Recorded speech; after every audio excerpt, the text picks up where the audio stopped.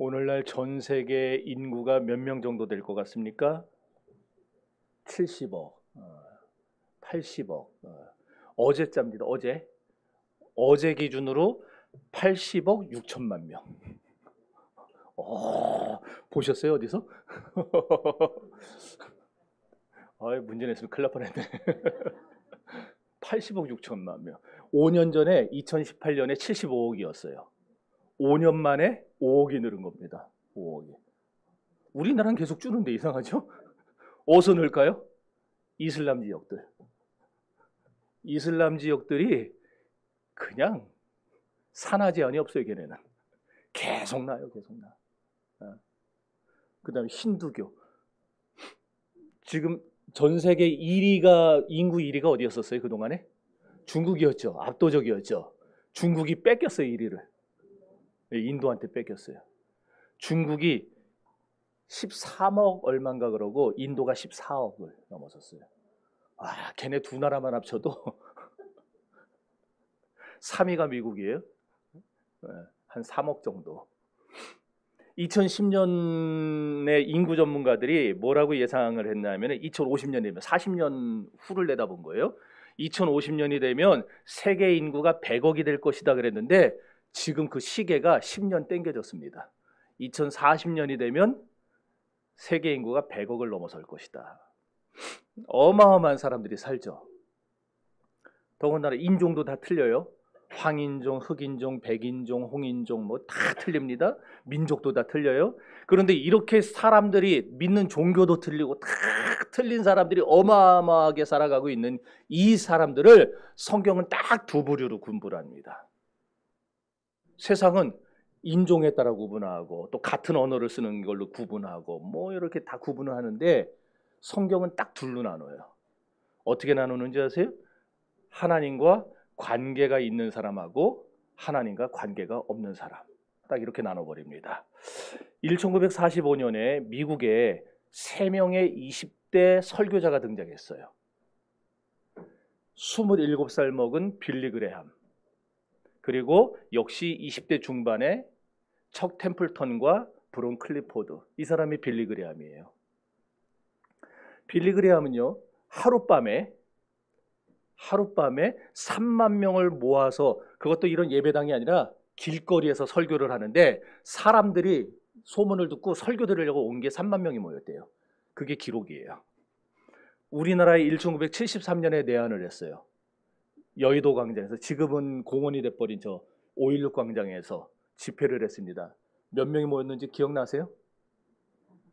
1100만 명. 1100만 명이 모였어요. 그때 우리나라 인구가 한 4천만이 안 될 때였을 거예요. 1100만 명이. 그래서 기독교 인구가 우리나라 한국 개신교를 1200만으로 잡은 게 그래서 그런 거예요.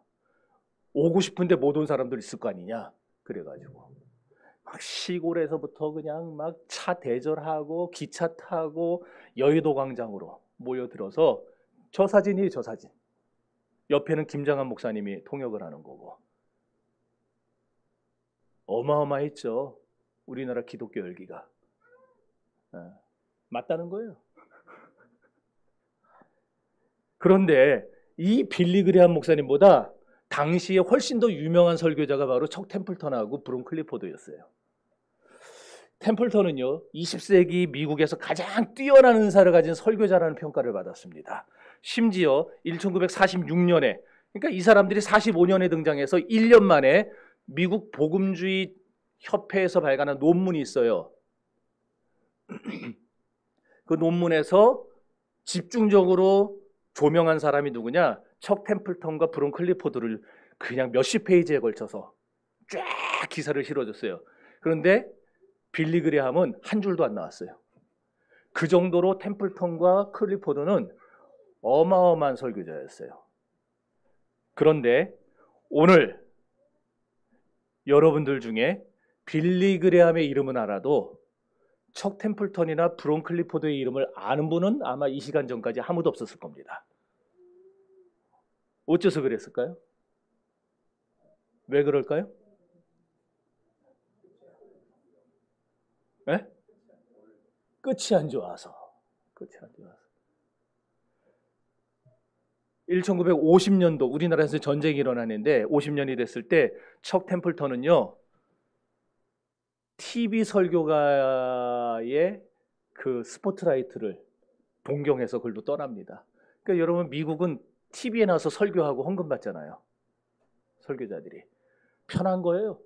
안 돌아다녀도 되고 그냥 가만히 방송국에 가서 앉아 있으면 다 갖춰주고 설교 한번 하고 돈이 막 전에하고는 비교가 안 될 정도로 이 돈이 들어오는 거예요.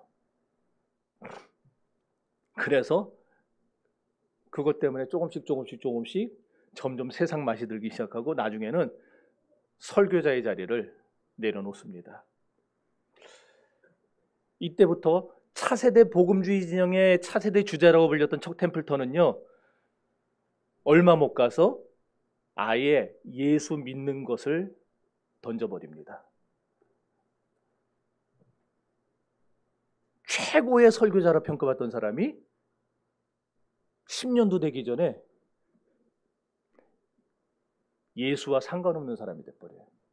브룬 클리포드도 1954년에 알코올 중독에 걸려요. 금전 문제로 여러 사람한테 돈을 꾸고 그걸 갚지 않고 이러다가 설교를 할 수 없는 상태가 됩니다. 결국 아내와 장애인 아들을 버려두고 자동차 판매원으로 일하다가 35살의 나이에 허름한 여인 속에서 자살로 생을 마감합니다. 1945년에 혜성처럼 등장했던 3명의 설교자였어요. 미국 전역이 열광했습니다. 자유주의의 이 기어오르는 그 독보석 같은 자유주의를 꺾고 미국의 기독교를 다시 세울 거라고 기대했던 3사람이었어요. 그런데 10년이 지나기 전에 딱 한 사람만 남게 됐어요. 빌리 그레함.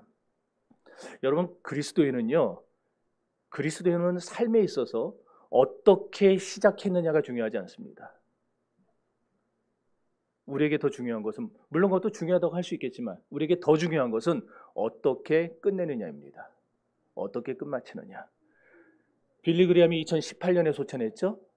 90세 일기로 하나님이 불러가셨습니다. 그런데 하나님 불러가실 때까지 그 1년 전까지 다시 한번 내한해가지고 전도 집회를 했어요. 죽기 전까지 그는 세계를 돌아다니면서 복음을 전했습니다. 변함없이 하나님께 대해 신실한 자세로 산 거예요. 반면에 우리 템플턴과 클리포드는 중도에 탈락해버린 거죠. 이런 예는 성경에서도 얼마든지 찾을 수 있죠. 민수기 13장에 보면 모세가 각 지파에서 한 명씩 12명의 정탐꾼을 뽑아서 가나안 땅을 정탐하게 합니다. 한번 생각해 보세요. 각 지파 중에서 한 사람을 뽑는 거니까 그 사람들은 그 지파를 대표하는 적어도 엘리트들 아니었겠어요? 요즘 우리식으로 하면은 만약에 이 금천구에서 교회 대항으로 축구를 하는데 우리 교회에서 축구 선수를 내보내야 돼요. 근데 이쪽에 있는 교회들끼리 묶어서 한 팀을 만드는 거예요. 그럼 11개 교회가 한 교회에서 한 명씩 뽑는데 우리 교회에서 축구 제일 잘하는 사람 내보내야 될 거 아니에요. 개발 내보내면 안 되잖아요. 이스라엘 12명 정탐꾼 뽑는데 그냥 뽑았겠어요? 최고의 사람들을 뽑았을 겁니다. 남들이 볼 때도 이야, 저 사람 아니면 누가 하겠어, 이런 사람들. 분명히 검증된 자들이었어요. 이 사람들은요, 뭐 특별한 일을 하려고 안달난 사람들도 아니었고 뭘 해야 될지 모르는 신참들도 아니었어요. 각 지파에서 가장 유능하다고 자부해도 좋을 그런 사람들이었습니다. 더군다나 이 12명의 정탐꾼들은 어떤 사람들이냐? 애굽에 내리시던 10가지 재앙도 직접 자기들 눈으로 봤던 사람들이에요. 하나님의 역사를 보고 듣고 경험했던 사람들입니다. 홍해를 갈라서 애국 군대를 바다에 수장시키는 것도 봤어요. 그런가 하면 만나와 메추라기를 통한 기적도 봤던 사람들입니다. 이렇게 대단했던 사람들, 유능했던 사람들 중에 12명 중에 끝까지 하나님 편에 남아있던 사람들은 과연 몇 명이었는지 아십니까? 단 2명입니다. 250만 명 중에 200만에서 250만 명이 되는 그 사람들 중에서 고르고 골라서 정말 대단한 사람들을 뽑아가지고 화려한 스포트라이트를 받으며 첫 걸음을 시작했는데 그들 중에 딱 2명만 하나님 편에 남았어요. 나머지 10명은 사람 편에 섰습니다. 그리고는 온갖 불평불만을 일삼죠. 결국 그 10사람으로 인해서 하나님을 떠난 10사람 때문에 이스라엘 백성들은 그런 혼란을 겪게 돼요. 그리고 가나안 땅에 들어갈 때까지 무려 40년을 광야에서 헤매다가 죽어가는 형벌을 받게 됩니다. 척 템플턴과 브론클리포드의 눈에는 하나님보다 돈이 더 커 보였습니다. 이게 오늘날 목회자들이 빠질 수 있는 아주 위험한 유혹입니다. 돈이 더 커 보여요. 하나님보다 명예가 훨씬 더 커 보였어요.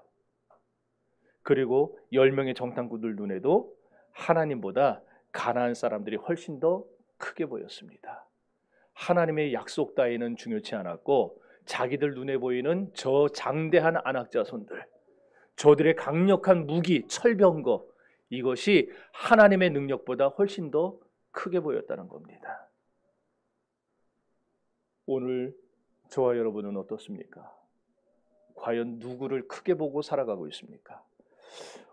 바울은 오늘 본문을 통해서 믿음의 아들 디모데를 향해 오직 너 하나님의 사람아 이렇게 불러요. 하나님의 사람이라는 호칭은요, 원래는 언제 쓰는 거냐면은 구약시대부터 하나님의 영에 감동됐던 선지자들을 가리킬 때 하나님의 사람이라고 불렀어요. 그러니까 선지자들을 말할 때 하나님의 사람이라고 하는 거예요. 그래서 성경은 모세를 하나님의 사람이라고 불렀죠. 사무엘도 하나님의 사람으로 불렸어요. 엘리야와 엘리사 또한 하나님의 사람이라고 불렀습니다. 그러다가 신약으로 넘어와서는 하나님의 사람이라는 명칭이 선지자를 가리키는 게 아니라 누구에게 쓰이게 되느냐? 일반 성도를 가리키는 말로 변했어요. 근데 어떤 성도? 그냥 다 말하는 게 아니라 하나님의 예수를 믿고 하나님의 성령을 받은 성령 충만한 사람을, 그런 신자를 가리켜 하나님의 사람이라 불렀다라는 거예요. 중요한 건요, 이렇게 예수 믿고 성령으로 거듭난 사람들은 자신이 하나님의 소유라는 사실을 깨닫습니다. 그리고 하나님이 자기에게 맡겨주신 사명을 끝까지 감당하며 하나님 편에 섰다라는 거예요. 오늘 본문은 하나님께서 우리 성도들에게 맡겨주신 이 사명을 보여줘요. 그리고 우리가 다른 누구도 아닌 하나님의 소유라는 사실을 깨닫게 해줍니다.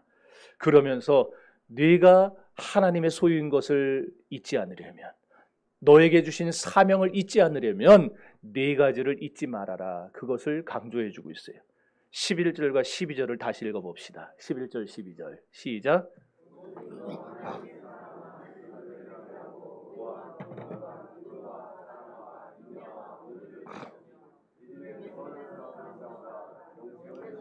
따라합시다. 피하라, 쫓으라, 싸우라, 취하라. 이 네 가지가 오늘 저와 여러분들에게 주어진 사명이라는 거예요. 이 네 가지가.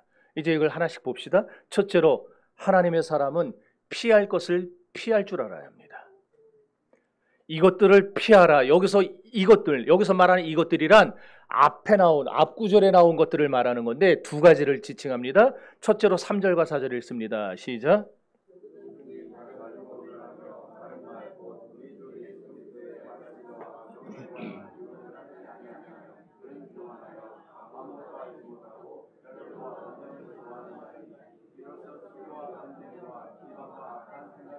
아멘. 자, 그러니까 뭘 피하라고 했어요? 읽긴 읽었는데 모르겠어요? 거짓 교사들의 거짓 교훈을 피하라는 거예요. 그러니까 오늘로 치면은 이단 사이비들의 잘못된 가르침을 피하라는 겁니다. 그 다음에 두 번째로 피하라는 게 나와요. 6장 10절 다시 읽습니다. 시작.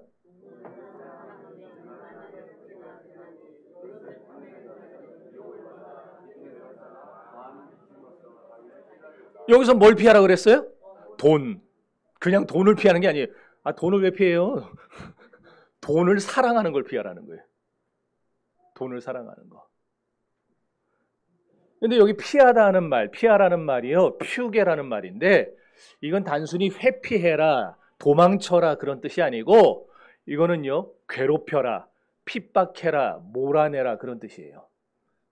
그러니까 지금 거짓 교훈을 피하고 돈을 사랑하는 걸 피하라 이 말은 단순히 에이 피해 도망쳐 이게 아니고 오히려 적극적으로 괴롭히고 핍박해서 몰아내라는 말이라는 거예요. 그렇습니다, 여러분. 성도는 누가 성도냐? 하나님이 싫어하는 것을 괴롭히고 핍박해서 몰아내는 사람이 성도입니다. 하나님이 싫어하는 거 뭐라고요? 두 가지. 거짓 교훈을 우린 몰아내야 됩니다. 그리고 돈을 사랑하는 마음을 몰아내야 됩니다. 교회는 돈으로 일하는 게 아니고, 물론 겉으로 보면 돈이 있어야 일하겠지만 돈으로 일하는 게 아니라 하나님의 능력으로 일하는 겁니다.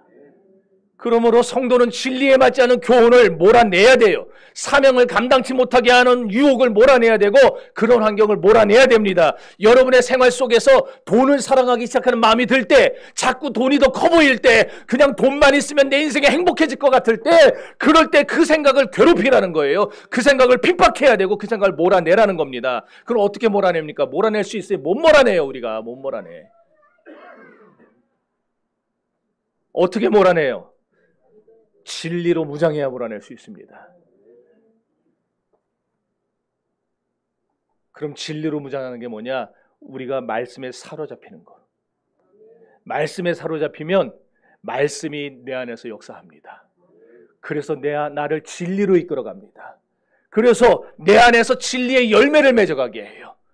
그 진리의 열매가 많아질수록 우리의 마음에서 거짓 교훈을 분별하게 되고 돈을 사랑하는 마음을 몰아내게 되는 것이에요.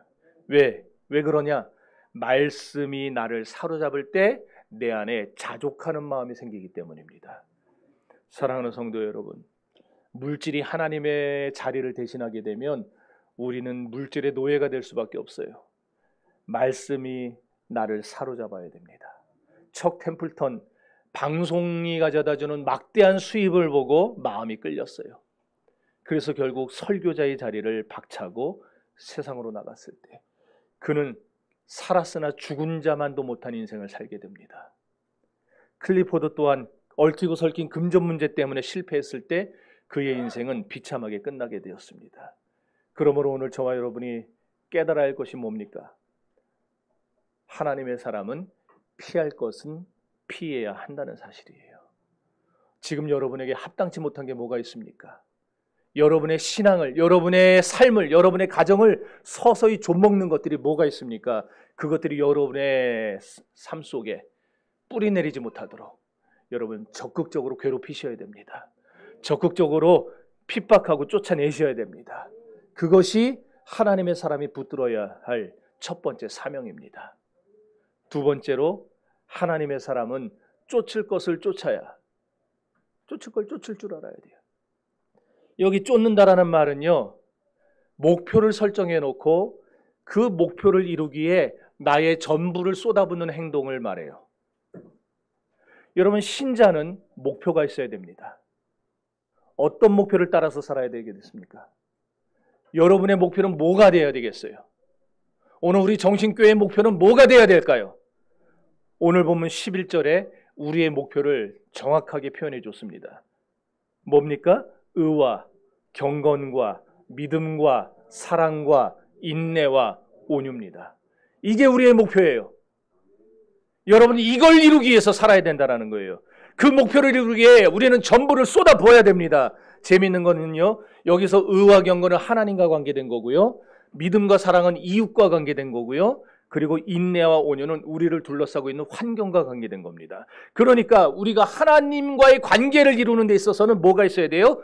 의로워야 되고 경건해야 된다는 거예요. 예수 믿어 의롭게 된 성도는 경건하게 살아야 됩니다. 경건하게. 아울러 세상에서는요, 바른 믿음 위에 서서 서로 사랑하며 살아야 됩니다. 사랑하세요.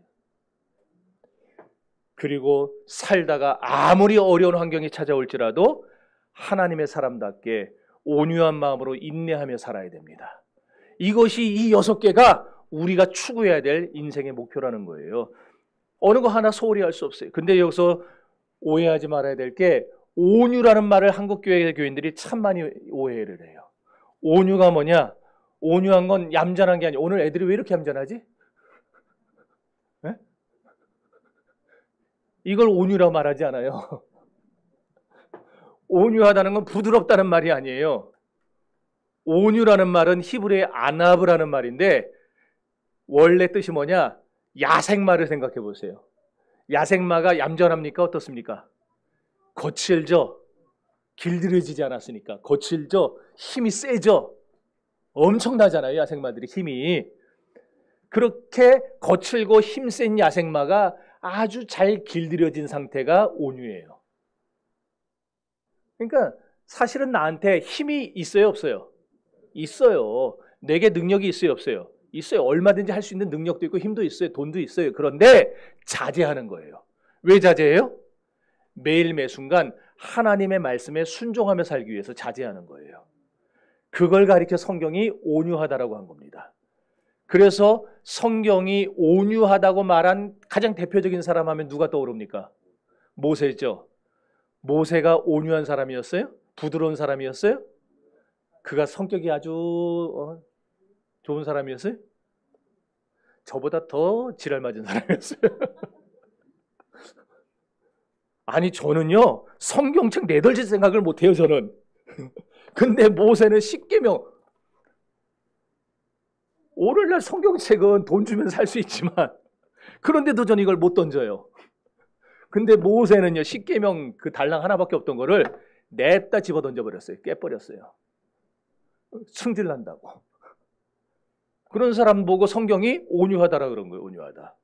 뭐가 온유해 도대체? 민수기 13장 4절이 모세는 그 온유함이 지면에 있는 그 어떤 사람보다 승하더라. 크더라. 그럼 왜 모세더러 온유하다고 한 건가? 모세에게는 능력이 있어요. 능력이. 하나님이 함께 하시면서 그에게 보여주는 표적들이 있고 능력이 있었어요. 얼마든지 그는 할 수 있었어요. 게다가 하나님이 모세에게 참다 뭐라 그러셨냐면은 내가 이 12지파를 싹 다 쓸어버리고 너를 통해서 새로운 민족을 만들어야 되겠다라고 그러셨어요. 기회 아니에요? 지긋지긋한 인간들 그냥 싹 다 밀어버리고 새로운 민족을 만들 수 있는, 자기가 새로운 아브라함의 자리에 올라설 수 있는 엄청난 축복의 기회예요. 그런데 모세는 그런 하나님을 뜯어 말리죠. 뜯어 말리면서 대신에 백성들을 향해 중보합니다. 살려달라고. 차라리 내 이름을 생명책에서 빼주시고 백성들을 좀 불쌍히 여겨달라고, 살려달라고. 자기의 능력을 억눌렀어요. 자제했어요. 무엇을 위해서? 하나님을 위해서, 이스라엘을 위해서. 그걸 가리켜서 하나님이 온유하다라고 그러셨던 거예요. 오늘 우리 교회 안에 이런 온유한 사람들이 많아지길 바랍니다. 여러분 다 한 가닥씩 하는 분들 아니에요? 어? 다 세상에서 한 가닥씩 하지 않아요? 충청도 사람 우습게 보지 마세요. 그런데 이걸 누르는 거예요. 눌러. 누구를 위해서? 주를 위해서. 그리고 우리 믿음의 형제 자매들을 위해서 누르는 거예요. 참는 거예요. 인내하는 거예요. 그렇게 믿음과 사랑과 또 인내와 온유, 아까 의와 경건, 이 6가지를 여러분이 쫓아가면서 그걸 여러분의 삶 속에 이루며 살아갈 수 있기를 바랍니다. 셋째로, 하나님의 사람은 싸울 때는 싸울 줄 알아야 돼요. 또 여기서 싸우라 그러니까 자꾸 교회를 비난하고 욕하는 사람들과 싸워요. 여러분 그런 사람 싸우지 마세요. 싸우지 마세요. 타 종교들하고 싸워요. 맞다는 거예요. 왜 신경 쓰고 있어요? 타 종교들하고 싸우지 마세요. 아니 왜 쓸데없이 절에 가가지고 왜 불상에다가 빨간 십자가를 그려놓고 그걸 왜 쳐서 지금이 구약시대입니까? 다곤의 신상을 머리 잘라야 되는 거예요? 물론 저도 마음으로는 그러고 싶지만 여기는 지금 21세기잖아요. 그런 걸로 싸우지 마세요. 그런 거에다 힘 빼지 마세요. 그것도 아니면 같은 교인끼리 싸우고 있어요. 오늘날 교회들이. 교인끼리 서로 고소하고 교회 내에서 서로 파가 나눠져가지고. 얼마 전에 말씀드린 여기서 얼마 안 가요. 5km도 안 될 거예요. 여기서 직선거리로. 저기 구로동에 있는 어느 큰 교회, 대형 교회. 지금요, 본당을 걸어 잠그고 못 쓰게 하고 있어요. 반대편은 교회 광장에서 예배드리고 또 저기 목사파는 본당에서 예배드리고.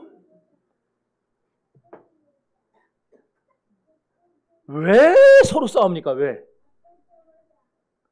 저는 우리 교회가 참 그나마 감사한 게 안 싸워서 감사해요. 안 싸워서. 이제 재직회 할 때도 안 싸우잖아요, 우리.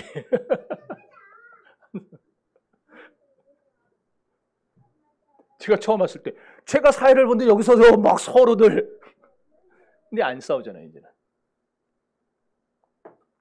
여러분, 신자의 삶이 그런 거라면요, 신자의 싸움이 만약 그런 싸움이라면 예수 믿는 거 하나도 안 어려워요.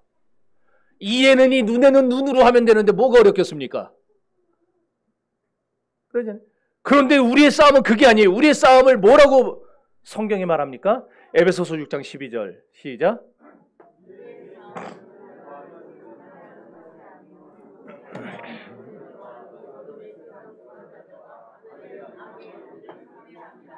아멘. 이게 우리가 평생 싸워야 될 싸움이에요. 우리의 싸움은요, 사람들이 아니에요. 여러분 옆에 있는 그 사람이 아니에요. 우리의 싸움은 세 가지입니다. 마귀와 싸워야 되고, 세상과 싸워야 되고, 나 자신과 싸우는 겁니다. 언제까지 싸워야 돼요? 천국까지. 천국 가는 그날까지. 그래서 바울사도가 디모데후서 4장 7절에서 이렇게 고백했죠. 내가 선한 싸움을 다 싸우고 나의 달려갈 길을 마치고 믿음을 지켰으니 그러죠. 성도 여러분, 오늘 저와 여러분은요, 죽는 날까지 우리를 넘어지게 하는 것들이 뭔가 있는지를 파악하고 늘 경계하면서 그것들과 싸워야 됩니다. 이 공중의 권세 잡은 자들과 어두움의 세상 주관자들과 악한 영들에게 대해서 우리는 싸워야 됩니다. 그런 중요한 싸움을 싸워야 될 사람들이 시시껍절하게 서로 싸워서야 되겠어요? 그리고 중요한 건요, 이런 싸움을 하는 자에게 하나님이 복을 약속하셨다는 겁니다. 디모데후서 4장 8절 읽어봅시다. 시작.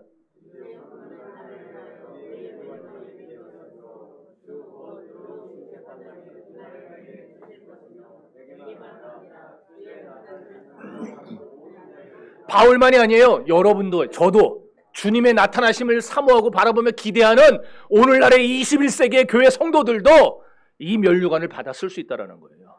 뭐 할 때? 이 싸움을 하면서 살아갈 때. 뿐만 아니라 이 복이 이걸로만 끝나지 않아요.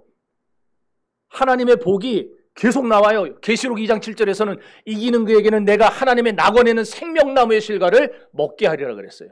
여러분들은 천국 가서 하나님이 주시는 생명나무의 열매를 먹는 복을 받게 될 겁니다. 또 계시록 3장 21절에서는 이기는 그에게는 내가 내 보좌에 함께 앉게 하기를 내가 이기고 아버지 보좌에 함께 앉은 것 같이 하게 하리라. 무슨 말이에요? 여러분이 이 싸움을 잘 감당하면, 끝까지 이 싸움을 감당하다가 주님 나라 가면 하나님이 여러분을 주님의 보좌에 앉혀주신다는 거예요. 여러분, 이것보다 큰 축복이 어디 있겠습니까? 그러잖아요. 아멘! 여러분이 아멘 안 하니까 하나님이 이제를 통해서 막 가슴이 뛰지 않아요? 막 우리가 남의 집에 초대받아 갔는데 나를 자리로 인도하지도 않고 멀뚱멀뚱 세워놓으면 얼마나 창피하겠어요. 주님 나라를 갔는데 주님이 뉘신지 이러면 얼마나 창피하겠어요. 근데 우리가 들어가면 어떻게 하신다는 거예요? 생명나무의 열매도 따다가 주시고 하나님 보좌에도 앉게 해주시고, 기가 막히지 않습니까? 이런 복이 있다는 거예요. 누구에게? 평생 싸울 것은 싸우는 자들에게. 그러니까 여러분, 오늘서부터 나가서 쓸데없는 사람들과 싸우지 마세요. 교회 욕하는 사람들 싸우지 마세요. 아, 네, 그렇습니까? 그러고 마세요. 여러분은 인내와 사랑으로 그걸 이겨내셔야 돼요. 넷째로, 하나님의 사람은 반드시 영생을 취해야 됩니다. 이게 우리 네 번째 사명이에요. 여러분, 신앙생활은 야유회가 아니에요. 어디 재밌는 데 놀러 가가지고요, 맛있는 거 먹고 재밌는 시간 보내다가 돌아오는 그런 게 아니에요. 신앙생활을 바울이 뭐라고 표현했나요? 뭐라고 비유했어요? 경주로 비유했어요. 경주. 바울은요, 영적 체험도 많이 했고 은사도 많이 받았지만 거기서 머무르지 않았습니다. 바울은 천국 들어가는 그날까지 최선을 다해서 경주하면서 살았습니다. 빌립보서 2장 12절 읽어봅시다. 시작.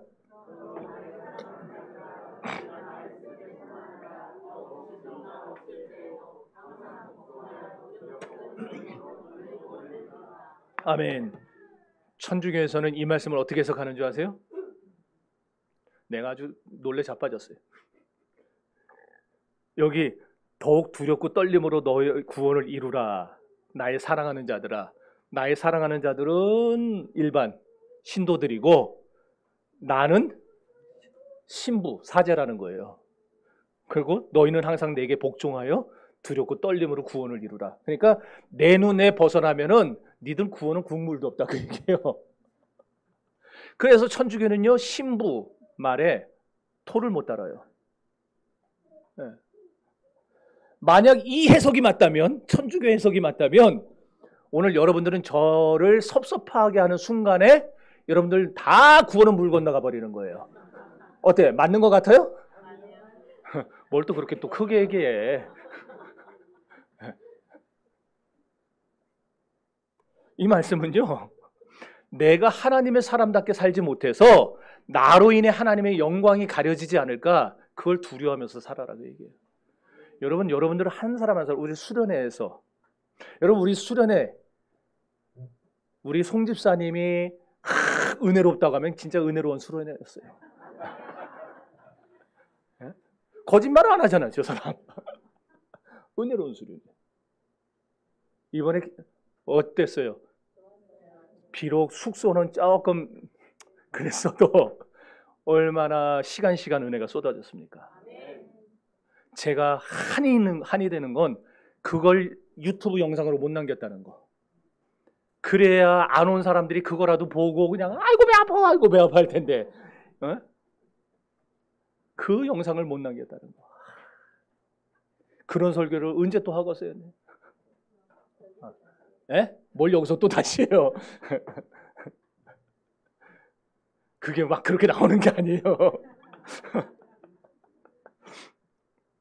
자, 어쨌든 여러분 그렇게 수련회에서 거룩한 비전을 보고 여러분들이 오늘 여기까지 이어져서 지금 말씀이 계속 연결돼서 이어지고 있는데 여러분이 하나님의 사람으로서 이제 오늘 예배가 끝나면은 나가실 거예요. 다 흩어질 겁니다. 그리고 여러분이 들어간 그 현장 속에서 여러분들이 어떻게 사느냐에 따라서 여러분은 우리 정신교회의 모델이 되는 것이고 그리고 하나님 나라의 모델이 되는 겁니다. 여러분은 그냥 사람이 아니에요. 그래서 김하중 대사 같은 사람은 예전에 주중대사 했던 사람은 우리 그리스도인을 하나님의 대사라 불렀죠. 그 책도 있어요. 하나님의 대사. 여러분 한 사람 한 사람이 하나님 나라의 주권을 대표하는 대사예요. 그런 여러분이 지금 직장에 들어갈 것이고 사업장에 갈 것이고 시장에 갈 것이고 또 마트에 갈 것이고 편의점에 갈 것이고 카페에 차 마시러 갈 거예요. 여러분들은 거기 그냥 개인 자격으로 가는 게 아니라 그리스도의 대사의 자격으로 가는 거예요. 거기서 모델이 되셔야 돼요. 나 때문에 하나님이 영광이 실추되지 않도록 나 때문에 하나님의 영광이 가려지지 않도록 여러분들은 그것을 두려워하면서 살아야 됩니다. 그 말씀을 하고 있는 거예요. 그렇습니다. 성도 여러분, 그리스도를 통해 구원받은 성도는 이제 내가 어떻게 살아가는 것이 옳은 것인가? 내가 어떻게 사는 것이 구원받은 자답게 사는 것인가? 하나님의 사람답게 사는 것인가? 우리는 고민할 줄 알아야 됩니다. 고민할 줄 알아야 돼요. 오늘 우리가 하나님이 신자들에게 주신 4가지의 사명을 봤어요. 왜 우리가 이 4가지의 사명, 이 명령들을 지키며 살아야 됩니까? 12절에 답이 나와 있어요. 12절 다시 한번 읽어봅시다. 여기 안 떠요. 성경 읽으세요. 12절 시작.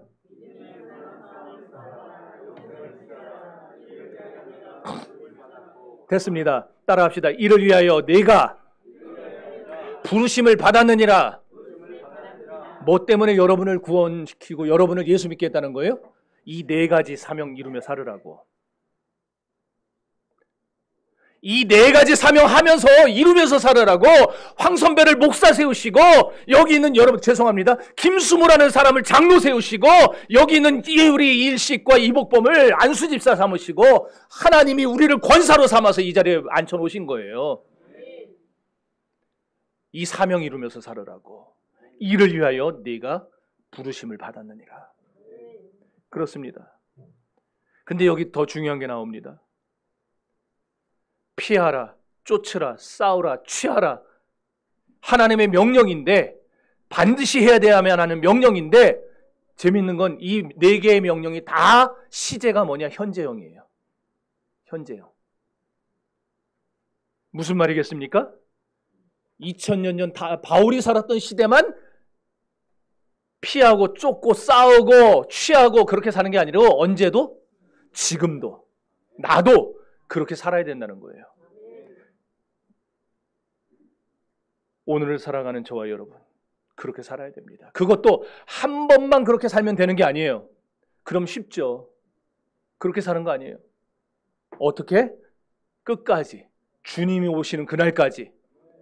빌리 그레함이 그 3명 중에 끝까지 남아서 복음을 위해 살다가 죽었던 것 같이, 오늘 우리도 끝까지 피하고 쫓고 싸우고 취하면서 살아야 되는 거예요.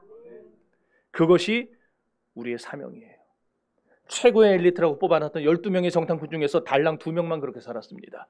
20세기 중반 화려하게 등장했던 3명의 설교자 중에서 단 1명만 그렇게 살았습니다. 그렇다면 오늘 우리들 중에 크게 볼 것도 없이 바로 이 자리에 앉아있는 저와 여러분들 중에 삶의 마지막 순간까지 하나님께 쓰임받으면서 굳건하게 인생을 마치는 사람은 과연 몇 명이나 될까요? 저는 여기 있는 우리 정신교회 모든 성도들이 다 그렇게 되기를 바랍니다. 너무나 감사한 사실은요, 바른 길로 돌아오기에 늦은 때란 없다는 사실입니다.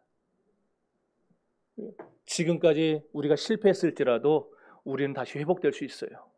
그래서 우리의 인생을 정말 굳건하게 끝마칠 수 있습니다. 12제자를 생각해 보세요. 12제자 한 사람도 성공 못했어요. 12명 중에. 가룟 유다만 실패한 거 아니었어요? 베드로도 예수님 부인했고, 요한도 야고보도 예수님이 그 십자가 못 박히는 데서 알몸으로 도망을 쳤어요. 어느 한 놈 그 옆에 남아있질 않았어요. 싹 다 도망쳤어요. 그런데 그런 실패했던 그들도 찾아오신 주님을 만나니까 어떻게 됩니까? 그들의 인생이 회복되지 않습니까? 정말 사람을 취하는, 영혼을 살리는 주님의 어부가 되지 않습니까? 삶의 마지막 순간까지 쓰임받으면서 축복된 인생을 살다 가지 않습니까?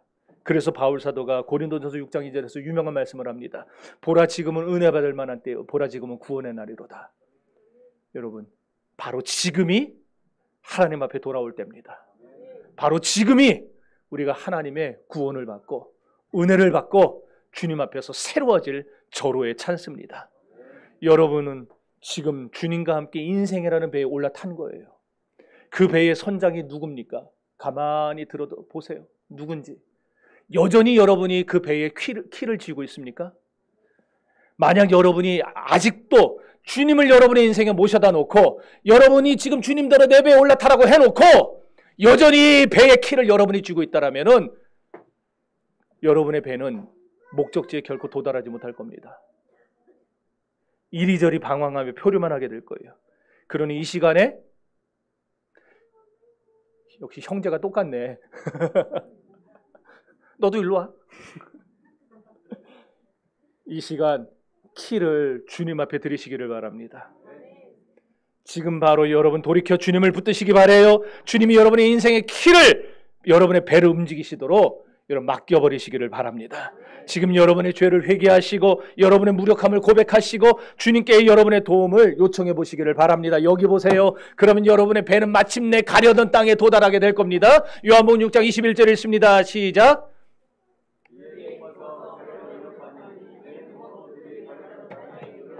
아멘. 성도 여러분, 언젠가 저와 여러분도 인생의 모든 경주를 끝마쳐야 될 날이 분명히 찾아올 것입니다. 그날이 오기까지 하나님께 붙들려 쓰임 받으시기를 바라요. 그러려면 어떻게 해야 된다고요? 말씀으로 무장돼야 됩니다. 진리에 붙잡혀야 됩니다. 거짓 교사들의 교훈을 물리쳐야 되고 돈을 사랑하는 마음을 핍박해야 됩니다. 우리가 의와 경건과 믿음과 인내와 사랑과 온유를 쫓아서 살아가야 됩니다. 여러분을 넘어지게 하는 모든 마귀의 흉계와 세상의 유혹과 여러분 내면의 욕심과 싸워 이겨야 됩니다. 영생을 사모하며 하나님의 사람답게 살아가야 됩니다. 근데 이게 말처럼 쉬운가 안 쉽다라는 거예요. 심지어 우리 힘으로는 절대 못합니다. 그렇게 못 삽니다. 그래서 우리에게 예수가 필요한 겁니다. 주님이 이 시간 여러분에게 찾아오시면 그 모두가 가능해지는 거예요. 그렇게 살 수 있는 힘이 우리에게 생깁니다. 우리 모두 이 땅의 삶을 마치고 인생의 결승점을 통과할 때 빛난 면류관을 받아 쓰고 칭찬받는 우리 정신교회 가족들이 될 수 있기를 바랍니다. 이렇게 예수 모시고 삶의 마지막 순간까지 쓰임받는 저와 여러분이 될 수 있기를 주님의 이름으로 축원합니다. 기도하겠습니다.